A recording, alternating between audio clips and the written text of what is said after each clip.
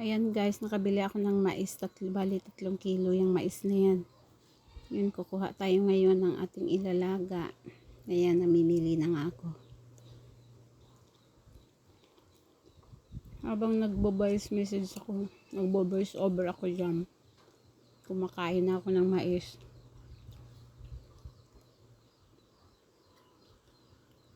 Ayan nga, ayun, huhugasan na natin.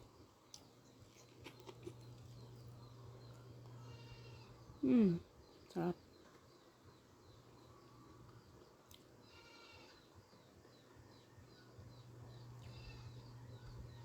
So, ayan na guys, sasalang na natin sa apoy.